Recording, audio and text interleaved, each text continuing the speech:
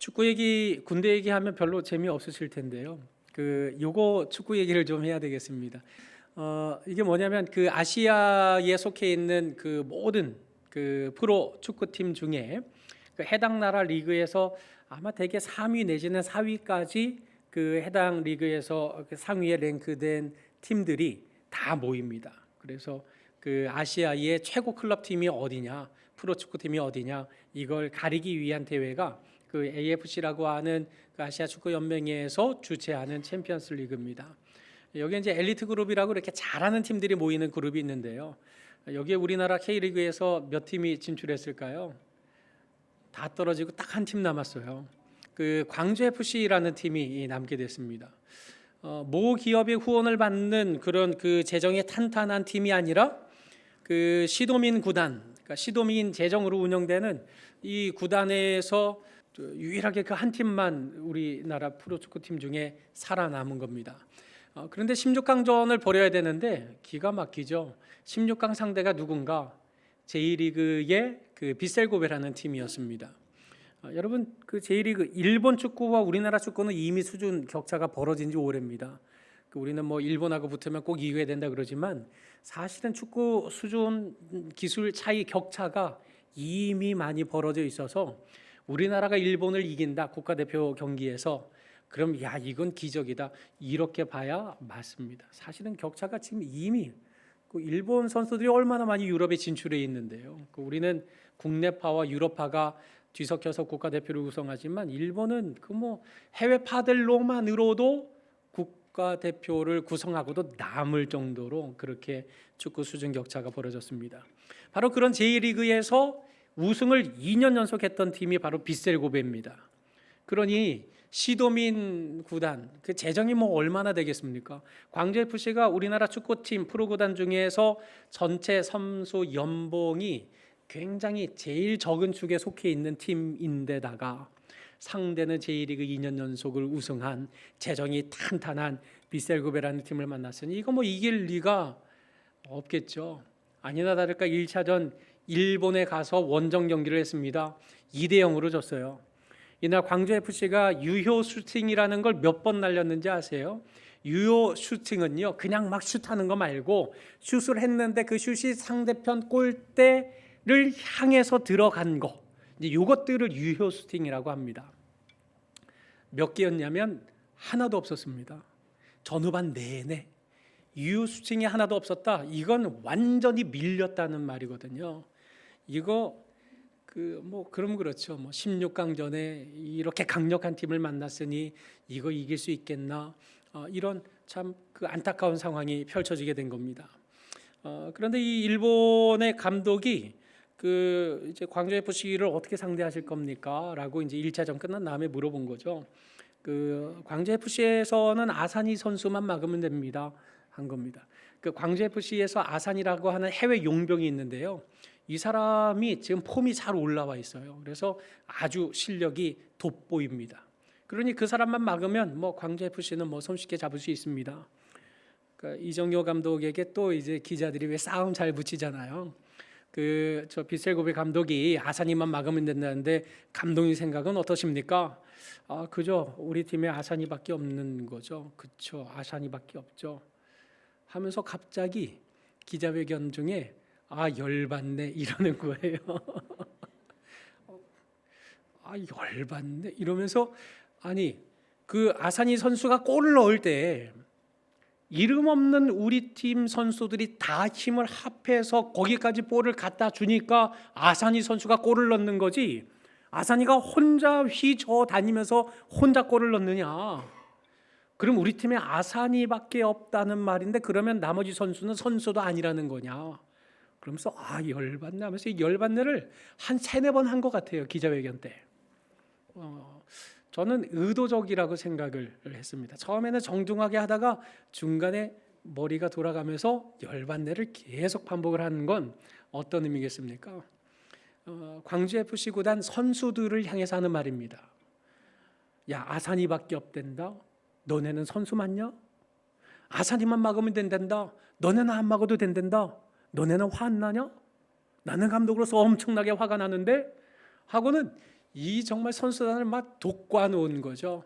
그게 결국 2차전 광주에서 했어요. 3골차 이상으로 이겼어야 되거든요. 3대 0으로 이겼습니다. 이 빗셀 고베와 광주 FC가 연봉 총액 차이가 얼마나 나는지 제가 잘 모르는데요. 얼핏 듣기로 뭐 4배인가 8배인가가 차이 난다 그러더라고요. 그런데 광주에서 이겼어요. 약팀이 수세에 몰리다가 어쩌다가 골이 잘 들어가서 이기는 경우들이 종종 있습니다. 그런데 이 경기는 전체 슈팅 수 자체도 광주 FC가 더 많았습니다. 빗셀 고베가 유효 슈팅이 딱 1개였던 걸로 기억을 합니다. 그러니까 그만큼 경기를 압도해 가면서 쟁취해낸 승리였습니다. 이날 경기 끝나고 나서는 이 이정효 감독이 인터뷰를 하는데 그 왜 기아 타이거즈의 뭐 그 어떤 유명한 야구 선수가 인터뷰하는 말을 인용하면서 오늘은 뭘 해도 될 것 같은 날입니다. 오늘 이길 줄 알았습니다. 이렇게 얘기를 하는 겁니다. 왜 이길 줄 알았느냐? 선수들이 준비하는 자세가 평소와 달랐고 그 눈빛과 태도도 확연히 달랐다. 그래서 오늘 사고 칠 줄 알았습니다. 오늘 기적이 일어날 줄 알고 있었습니다. 이렇게 인터뷰를 했던 겁니다. 정말 멋진 말인 것 같습니다. 준비하는 자세, 이것이 그날의 경기의 승패를 나누는 겁니다. 우리가 삶을 마주하는 태도, 자세, 이것에 따라서 우리의 삶이 완전히 달라지게 되는 겁니다. 그 지그지글러가 쓴 그 정상에서 만납시다라는 책에 보면 이런 태도에 대한 문제가 나오죠. 이 지그지글러는 항상 우리의 태도가 우리 삶의 고도를 결정한다고 늘 이렇게 얘기를 합니다. 그 장미꽃에 왜 하필이면 가시가 나냐라고 말하는 사람이 있는가 하면 어떤 사람은 똑같은 것을 보면서 어떻게 가시에서 장미꽃이 피어나나 이렇게 마주하는 사람도 있는 것입니다. 태도가 다른 겁니다. 그 다른 태도가 그 사람의 위치, 실력, 고도를 결정한다. 이것이 바로 그 지그지글러가 말하는 겁니다. 여러분, 우리 삶을 마주하는 자세, 태도 얼마나 중요한가? 서점에 갔더니 태도에 대해서 말하는 책들이 엄청나게 많습니다. 요건 최근에 나온 책들이거든요. 뭐 태도의 품격, 뭐 기분이 태도가 되지 않으려면 뭐 기분이 태도가 될 때, 뭐 결국 잘 되는 사람들의 태도가 능력이 될 때, 태도에 대한 책이 어마어마하게 많습니다. 태도가 그 사람을 결정하기 때문에 그렇습니다. 여러분, 수업 시간만 해도 그렇잖아요. 앞자리에 앉는 친구와 선생님의 눈에 띄지 않도록 사각지대를 찾아가는 친구와 누구의 공부 성적 실력이 더 낫겠습니까? 두말할 필요가 없는 거죠. 예배드리는 것도 마찬가지입니다. 신앙생활도 똑같습니다. 잘 보이는 자리에 앉는 사람이 있는가 하면 항상 덩치 큰 사람 뒤에 숨어 있는 사람도 있는 법입니다. 우리가 서부경영아카데미 왔는데 그 매 학기 변하지 않는 진리의 법칙이 있습니다. 제가 앉아 있는 곳에는 항상 가장 늦게 오는 분이 앉게 된다는 겁니다. 제 앞에 앉으려고를 안 해요. 숙제했나 검사할까 봐 그러나 봅니다. 제가 그래서 일부러 가까이 있는 분들한테 질문 안 하고 멀리 있는 분들한테 질문을 하곤 합니다. 어찌되었건 지금 무슨 말을 하는 것입니까? 신앙생활이나 우리가 살아가는 삶에 있어서나 태도의 중요성에 대해서 지금 말씀드리고 있는 겁니다. 오늘 8장 시작하기 전 7장의 제일 마지막 절에 뭐라고 되어 있느냐면 제사장들, 레위 사람들, 문지기들, 노래하는 자들, 또 뭐 느린 사람들 뭐 이렇게 기록을 합니다. 이 직군이 어떤 사람들이냐면 바로 제사에 수종드는 사람들입니다. 7장에서 1차 귀환자의 계보를 싹 돌아보고 마지막 절에서 제사에 관계된 이들을 말한 후에 8장으로 넘어가는 것은 8장 1절에 모든 백성이 일제의 수문 앞 광장에 모였다는 것은 무엇을 위해서 모였다는 것을 말하겠습니까? 제사를 위해서 모인 겁니다. 오늘로 말하자면 예배드리기 위해서 모였다는 것입니다. 이 백성들이 예배를 드리기 위해서 모였는데 이 예배를 드리기 위해서 모였으니 하나님의 말씀을 청취해야 될 건 아니겠습니까? 그래서 학사 에스라에게 모세 율법책을 가져오기를 청하게 됩니다. 여기 학사는 바로 율법학자요 제사장을 말하는 겁니다. 지금 우리는 각자 다 성경책 가지고 있고 스마트폰에도 성경책이 다 있지 않습니까? 근데 이때는 종이가 없었어요. 그래서 갈대를 엮어 가지고 만든 뭐 이런 파피루스라든지 아니면 뭐 양피지라든지 이런 데다가 이렇게 성경을 기록을 해서 그걸 보관하고 있었으니 양도 많고요, 크기도 크고요, 무겁고요. 흔하지 않은 겁니다. 대단히 값비싼 겁니다. 그러니 아무나 가지고 있을 수 없었기에 학사 에스라에게 부탁을 해서 그 율법책을 우리 귀에 들려달라고 요청을 하게 됩니다. 여러분, 이걸 언제 그러면 이렇게 요청을 한 겁니까? 2절 말씀에 보니까 일곱째 달 초하루랍니다. 그러니까 7월 1일을 말하는 거거든요. 7월은 유대인들에게 있어서 신년입니다. 마치 우리에게는 1월 1일이 신년인 것처럼 유대인들에게 신년은 7월 첫째 날이 신년인 겁니다. 우리가 새날을 맞이했는데 하나님의 말씀 붙잡고 출발해야 되겠으니 하나님의 말씀을 들려달라고 그 말씀을 사모하고 갈급하는 심정을 가지고 학사 에스라에게 요청했던 겁니다. 자, 드디어 율법책을 가지고 학사 에스라가 등장했습니다. 3절에 보니까 수문 앞 광장에서 이 하나님의 말씀을 얼마나 읽었을까요? 보니까 새벽부터 정오까지랍니다. 유대인들에게 새벽은 6시를 말합니다. 정오는 뭐 말 그대로 12시인 거죠. 그러면 어떻습니까? 딱 6시 종 땡 치고 12시 종 땡 친 다음에 끝난 것이 아니라 이른 아침부터 낮이 될 때까지, 대낮이 될 때까지 무려 6, 7시간 정도를 하나님의 말씀을 듣고 있었다는 것을 말하는 겁니다. 여러분, 지금 이 유대인들이 하나님의 말씀을 향한 태도가 어떻습니까? 6시간이요. 제가 이 말씀의 은혜를 받고 이 말씀이 제 마음에 확 꽂혀서 제가 설교를 6시간 하면 어떠실 것 같으세요? 아마 견디기 어려우시겠죠. 물론 우리가 이 말씀을 듣는 것이 뭐 시대상이 있고 또 라이프 스타일이 있고 그 시대의 문화가 있기 때문에 그 안에서 지혜롭게 적절하게 해야 될 필요성은 명백히 있습니다. 뭐 6시간을 꼭 해야 6시간을 말씀을 들어야만 그래야만 하나님 마음에 합한 자가 된다, 그런 의미는 아닌 것입니다. 그러나 지금 이 말씀을 통해서 우리가 꼭 깨달아야 할 사실이 무엇이겠습니까? 하나님의 말씀을 마주하는 태도입니다. 시간을 들였다는 겁니다. 시간을 아까워하지 않았다는 겁니다. 여러분, 성경 보려고 마음 먹으면 어떤 일들이 일어나십니까? 기도하려고 마음 먹으면 어떤 일들이 일어나세요? 성경을 읽거나 기도하려고 집에서 마음을 딱 먹으면 희한합니다. 해야 할 일이 생각이 나요. 맞다, 설거지 해야 되는데, 맞다, 내일 그거 해야 되는데 하고 기가 막히게 생각이 나요. 맞다, 내일 입을 옷 뭘 입을지 준비를 좀 할까 하고 기가 막히게 엉뚱한 생각들이 납니다. 왜 성경을 읽고 왜 기도하려고만 하면 이런 일들이 일어날까요? 악한 영이 역사하기 때문에 그렇거든요. 우리가 말씀이 있는 자리, 기도하는 자리로 나가지 못하도록 자꾸 일이 생각나도록, 다른 것이 생각나도록 우리를 자꾸 잡아 끄는 것입니다. 그러나 지금 유대인들은 6시간 동안 말씀을 듣고 있었다는 사실, 하나님의 말씀을 어떻게 사모했는지 이 사람들의 태도가 시간을 아끼지 않고 내어 놓았다는 사실에서 나타나고 있는 것 아닙니까? 또 이 성경에 계속해서 이 유대인들이 하나님의 말씀을 마주하는 태도를 말하고 있는데요, 우리가 살펴봤더니 3절에 보니까 남자든지 여자든지 알아들을 만한 모든 사람 앞에서 읽었다 그랬습니다. 그러니 예루살렘에 거주하는 사람이 수만이 되었는데 알아들을 사람들이 다 모였다. 그러면 수만이 모였다는 것 아니겠습니까?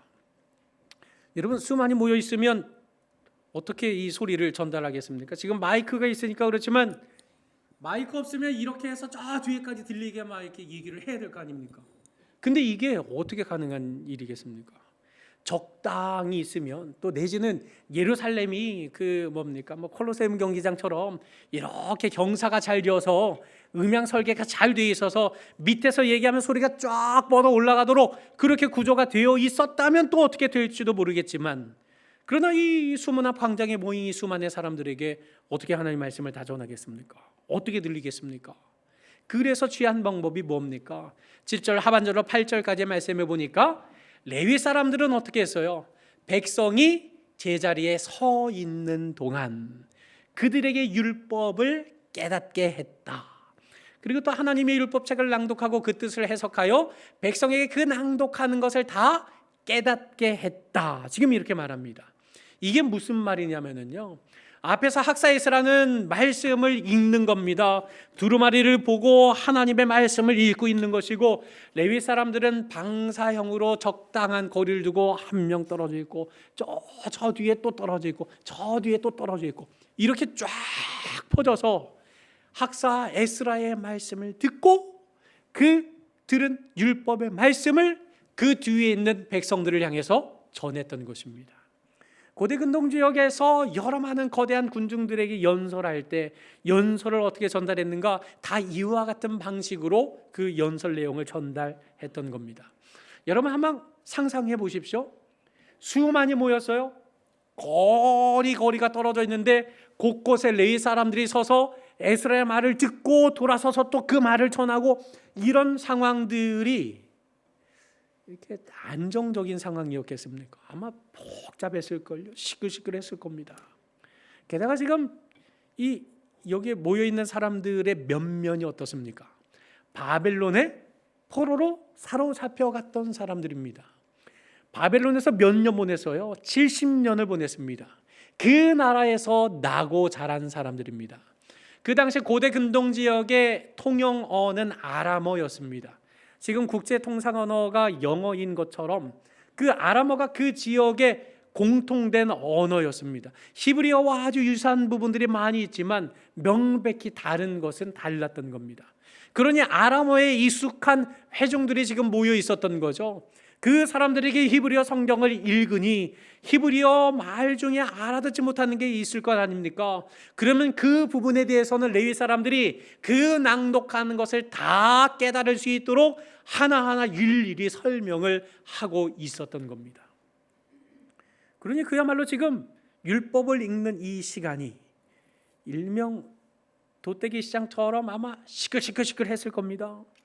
도떼기 시장처럼 질서 없는 것처럼 저쪽에 레위 사람의 말 빠르게 다르고 이쪽에 레위 사람의 말 빠르게 다르고, 그래서 뭔가 좀 뒤죽박죽 되는 것 같고, 저쪽 소리는 다 끝났는데 아직 이쪽은 한참 설명하고 있고, 뭐 이런 식의 조금 뭔가 혼잡한 상황들이 진행되었을 것은 틀림없는 사실이었을 겁니다. 그럼에도 불구하고 그 시간을 참아냈죠. 인내했죠. 집중했습니다. 여러 가지 많은 할 일들이 있고 분주한 상황들이 있지만, 그러나 그 모든 상황들 속에서도 하나님의 말씀이 나에게 무엇을 말씀하고 있는지, 그 말씀이 내게 어떤 의미가 있는지, 시끌시끌한 상황, 분주한 상황, 복잡한 상황 속에서도 시선을 집중하고 귀를 쫑긋 세우고 마음을 열고 그 말씀을 받는 이런 기가 막힌 자세, 태도를 견지했다는 사실을 우리는 엿볼 수 있는 겁니다. 여러분, 이 백성들이 이 말씀을 들을 때에 어떻게 합니까? 5절, 6절, 9절에 보니까 그들의 목전에 책을 펼 때에 모든 백성이 자리에서 일어났습니다. 경외한다는 말인 거죠. 또 6절에 보니까 모든 백성이 손을 들고 뭐라고 합니까? 아멘, 아멘 한 겁니다. 아멘이 무엇입니까? 맞습니다. 전적으로 옳습니다. 그 말씀대로 되어야 합니다 하는 전적인 동의를 밝히는 겁니다. 말씀을 읽으면서 눈으로 지나가고 귀로 들어와서 귀로 나가는 것이 아니라 그 말씀 한마디 한마디, 한 절 한 절을 아멘, 아멘, 아멘 하면서 받아들이는 반응을 보였다는 겁니다. 엎드렸죠.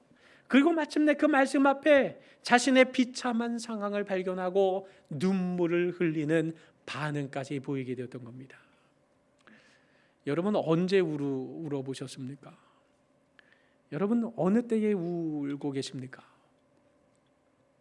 요새 폭삭 속았수다라는 게 뭐 유행한다면서요. 저는 아직 보지 못했고, 저희 가족들이 합의를 봤어요. 아빠는 폭삭 속았수다 보면 안 돼. 왜 뭔데? 그랬더니 부모님의 일상을 그린 그런 드라마라고 하대요. 그거 보고 펑펑 울고 있더만은요, 집에서. 여러분, 눈물 흘린 적이 언제 있으십니까? 드라마에 눈물을 흘리고 계십니까? 아니면 하나님의 말씀을 볼 때에 눈물을 흘리고 계십니까? 감사하게도 우리 교회는 하나님의 말씀을 듣고 또 하나님의 말씀을 나눌 때 눈물 흘리는 분들이 많아서 참 너무 감사한 것 같습니다.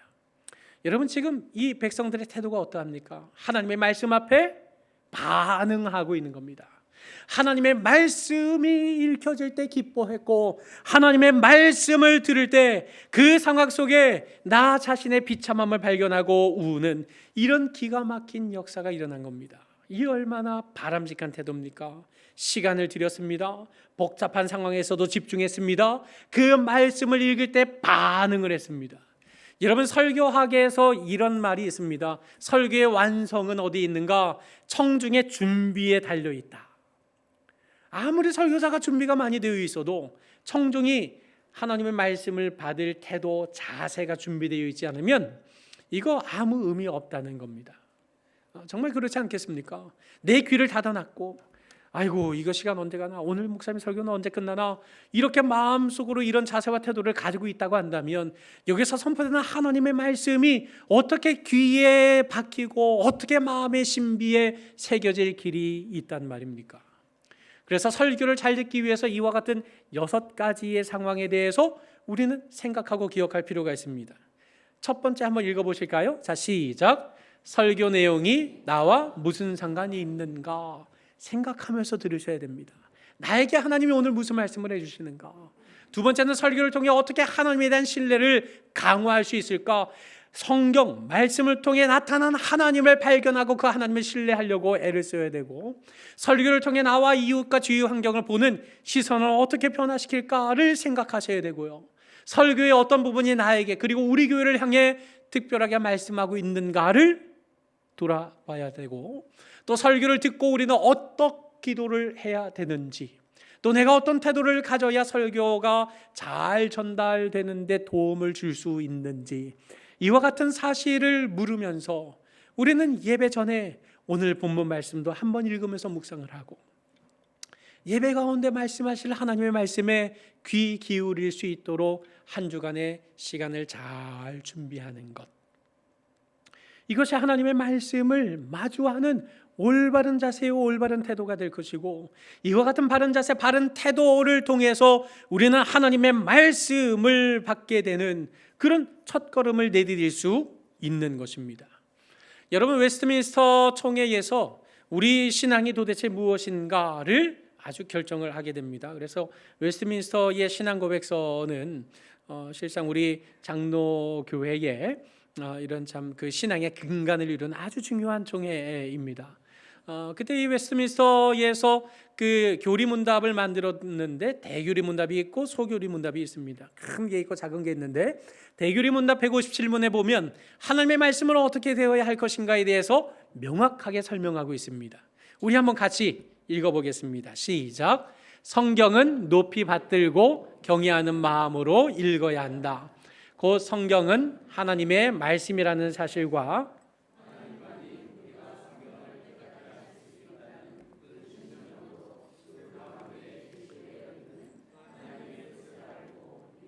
순종하고 싶어하는 욕망으로 부지런히 읽어야 한다. 네, 이렇게 설명합니다.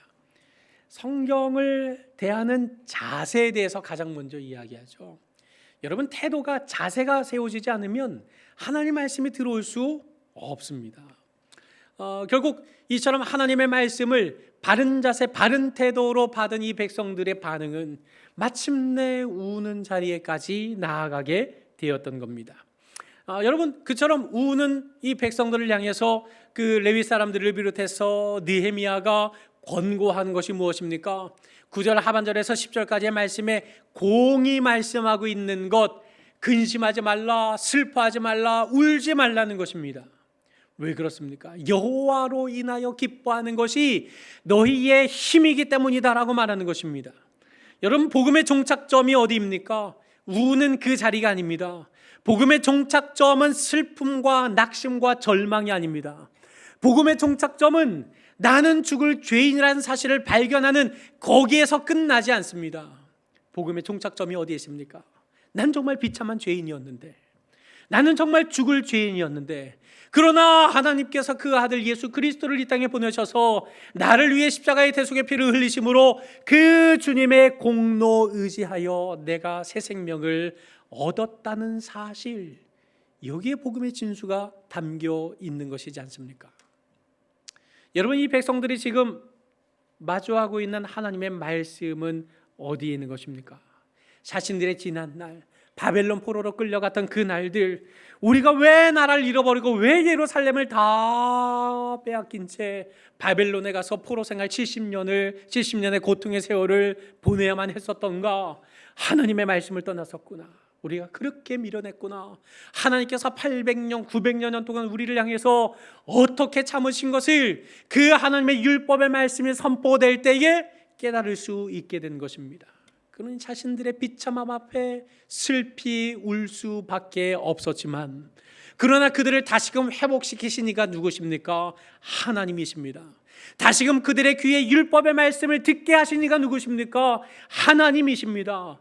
그러니 지금 너희가 이 자리에서 하나님의 말씀을 들을 수 있음은 바로 하나님께서 너희를 이 자리에 불러 모아주셨기 때문이지 않느냐? 그러니 여호와를 기뻐하는 것, 하나님이 너희를 회복시키셨다는 것, 하나님께서 너희 귀에 하나님의 말씀을 들려주고 계신다는 이 사실이야말로 우리가 회복되었다는 증표가 될 것이니, 여호와로 인하여 기뻐하는 것 우리의 힘이다. 기뻐하자, 즐거워하자, 슬피 울고 주저앉아 있지 말자 라고 이렇게 권면할 수 있었던 겁니다. 여러분, 올바른 자세, 태도를 가지고 하나님의 말씀을 마주하면 그 말씀에 담겨있는 하나님의 진리의 말씀, 생명의 말씀, 복음의 진수를 정말로 맛볼 수 있는 겁니다. 여러분, 세상에서 실패하고 넘어지고 마음 상할 때 많지 않습니까? 세상에서 잠깐 기뻤지만 또다시 인해 낙심하고 슬픔에 빠질 때 있지 않습니까? 그렇게 늘 일희일비하는 인생이 아니라 흔들림 없이 하늘에서 공급해 주시는 평안으로 하루하루 즐겁고 또 기쁨으로 살아갈 수 있는 유일한 길은 오직 하나님의 말씀인 성경을 마주대야 하는 일밖에 없습니다. 그러니 올바른 태도를 가지고 하나님의 말씀을 읽고, 올바른 태도를 가지고 말씀 속에 담겨있는 참된 진리를 발견한다면, 복음의 진수를 발견한다면, 우리 인생은 그저 비참함으로 인한 슬픔에 빠져있는 자리에서 벗어나서 도리어 여호와 하나님을 인하여 기뻐할 수 있는 힘을 공급받을 수 있는 겁니다. 여러분, 자전거 사달라는 아들이 있었어요. 그 아빠가 자전거 대신에 성경책을 어느 날 사들고 온 겁니다. 하나님의 말씀 봐, 여기에 답이 다 있어. 아들이 투정합니다. 내가 자전거 사달랬죠, 언제 성경책 사달랬어? 아니야, 하나님의 말씀에 답이 다 있는 거야. 나는 우리 아들이 빌립보서 4장 13절을 읽으면 좋겠어. 그 말씀을 통해서 해답을 받으면 좋겠어. 뭐 무슨 빌립보서 4장이야, 뭐 나 안 봐 하고 이제 성경책을 한 곳에 던져 놓은 거죠. 여러분, 그런데 그 아버지가 성경책을 사주면서요, 빌립보서 4장 13절에 내게 능력 주신 자 안에서 내가 모든 것을 할 수 있다는 말씀이 담겨 있어요. 거기에 형광펜으로 딱 칠해놓고 자전거 교환권을 그 안에 딱 꽂아 놓은 겁니다. 안 본 거죠. 그거 못 얻는 겁니다. 여러분, 해답이 하나님의 말씀 안에 있습니다. 우리 삶의 기쁨의 원천이, 생명의 원천이 하나님의 말씀 안에 있는 겁니다. 7대 딸 초하루, 유대인들에게 10년, 그날 우리는 하나님의 말씀을 가슴에 담기를 원합니다 라는 자세와 태도를 가지고 나와왔을 때 하나님의 말씀에 담겨있는 복음의 진수를 발견할 수 있었던 것처럼, 우리가 성경을 펴고 성경을 대하는 바른 제사를 가지고 나아가야 하나님의 말씀을 통한 진정한 위로와 용기를 얻을 수 있는 것입니다. 여러분, 하이델베르그 교리문답 1문의 첫 번째 묻는 질문이 뭔지 아십니까? 삶과 죽음에 있어서 당신의 유일한 위로가 무엇이냐는 겁니다. 당신의 삶의 유일한 것이 무엇이냐? 그 답이 무엇입니까? 몸과 영혼을 가진 나는 삶과 죽음 둘 다에 있어서 나의 것이 아니라 나의 신실하신 구원자 예수 그리스도의 것이라는 사실이 나의 위로입니다. 내 인생 내 손에 달려있는 것이 아니라 변함없는 예수 그리스도 안에 있다는 사실이 내 삶의 위로입니다. 그러면 이 위로를 어떻게 누려야 하느냐? 두 번째 묻죠. 이런 위로 가운데 복된 인생으로 살고 싶기 위해서 당신은 무엇을 알아야 합니까? 첫 번째, 나의 비참함입니다.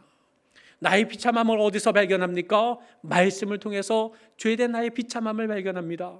비참한 나를 누가 구원할 것인가? 어디서 배울 수 있겠습니까? 학원 가면 배웁니까? 아니요. 하나님의 말씀을 통해서 우리의 구원자 예수 그리스도를 만나게 됩니다. 그러면 그 구원자를 어떻게 기뻐하면서 그분 앞에 감사하며 살아갈 수 있을까? 어디서 발견합니까? 기록된 하나님의 말씀 속에서 발견할 수 있는 겁니다. 여러분, 우리 인생의 진정한 의미, 진정한 기쁨, 진정한 행복, 진정한 위로와 생명은 어디서부터 공급되는 것입니까? 하나님의 말씀입니다. 그러니 하나님의 말씀을 향한 올바른 태도를 가지고 하나님의 말씀을 마주한다면, 유대인들이 일곱째 초하루 신년을 맞이했던 것처럼 우리의 삶 또한 날마다 매일매일의 삶이 새날 새 출발 신년이 되고 말 것은 너무나도 찬명한 사실이지 않습니까? 사랑하는 서부경야의 성도 여러분, 어느 마을에 개 한 마리가 있었습니다. 개들이 왜 수컷 개가 소변 볼 때 어떻게 봅니까? 한쪽 다리를 들죠. 한쪽 다리를 항상 들고 이렇게 소변을 봅니다. 그런데 그 마을에 한쪽 다리를 들고 소변을 보는 게 아니라 앞다리 두 개를 들고 이렇게 소변을 보는 개가 있는 거예요. 마을에 올라가 어느 순간 이 개가 앞다리를 들고 이렇게 소변을 보는 걸 보고 이 개는 이 미친 개가 틀림이 없다. 이 미친 개가 사람을 물기라고 하면 어떻게 하냐? 우리 마을에 큰일 난다. 저런 미친 개는 우리 동네에서 쫓아내야 된다. 했더니 지나가는 어떤 여인이 저 집 개 누구 집 개인지 아세요? 누구 집 개인데 목사님네 개예요. 그러는 겁니다. 아니, 목사님네 개가 왜 앞다리를 들고 이렇게 소변을 보는 거냐? 그랬더니 여인이 하는 말이 이렇습니다. 맨날 목사님 기도할 때 이렇게 손 들고 기도하잖아요. 개가 그걸 배운 거예요. 하고 이렇게 얘기를 했다는 겁니다. 여러분, 우스갯소리지만은요, 이 이야기 안에 우리 폐부를 찌르는 아주 중요한 진리가 담겨 있습니다. 개가 주인을 알아보는데 며칠이 걸릴까요? 3일 걸린답니다. 서당개가 3년이면 뭘 하죠? 풍어를 읊는답니다. 여러분, 개도 3일이면 자기 주인이 누군지를 잘 알고 주인의 몸짓 표정 다 읽고, 야, 이때가 간식 타임이구나 기가 막히게 알고 간식 주는 자리 앞으로 딱 달려가서 앉아 있는 것, 우리가 다 보고 있지 않습니까? 여러분, 개도 3일 만에 주인을 알아보고 3년이면 풍어를 읊는다고 하는데, 우리가 예수 믿고 신앙생활한 지 3년이 지났는데도 불구하고 여전히 나는 하나님의 뜻을 알지 못하고 여전히 하나님의 말씀이 어떠한지 알지 못한다면, 여러분, 우리는 도대체 어떤 존재란 말입니까? 아니, 3년은커녕 10년이 지나도 진리의 풍어를 읊지 못하는 그런 주일만 오고 가는 신자라고 한다면, 그런 우리의 삶은 이런 개와 비교해 볼 때 정말 어떠한 것이겠습니까? 우리가 지금 다 함께 주일 예배를 드리고 있습니다. 매주일 주일 예배를 드리고 있고, 매일마다 서재에, 책장에, 책상에, 집안 거실에 어딘가에 놓여 있는 성경책을 다 발견하게 됩니다. 그러나 그 성경 하나님의 말씀을 대하는 그 순간에 나의 생각이 다른 데 가 있다면, 나의 태도나 자세가 영 풀어져 있다면, 여러분, 그 말씀이 내 마음의 신비에 새겨질 수 있겠습니까? 결코 그럴 리가 없습니다. 그런 태도로는 복음의 진수를 맛볼 수 없는 것입니다. 여러분, 그런 까닭에 오늘의 말씀을 통해서 우리는 점검해야 됩니다. 무엇을요? 하나님의 말씀을 마주 대하는 나의 자세와 태도를 점검해야 합니다. 바른 태도, 바른 자세로 하나님의 말씀 대하면 그 말씀 속에 담겨 있는 복음의 진수를 맛보고 여호와를 인하여 큰 힘과 기쁨을 받게 될 것이 틀림이 없기 때문입니다. 그러므로 하나님 말씀을 대하는 각자 자신의 태도를 돌아보며 큐티합시다 운동을 비롯해서 우리 공적 예배를 드리는 시간만큼이라도 하나님의 말씀을 사모하는 자세와 태도를 견지하면서 복음의 진수를 맛보는 새해, 신년, 일곱째 날 초하루, 그런 새날을 날마다 맛보는 우리 모든 성도들이 되시기를 주님의 이름으로 간절히 축원합니다.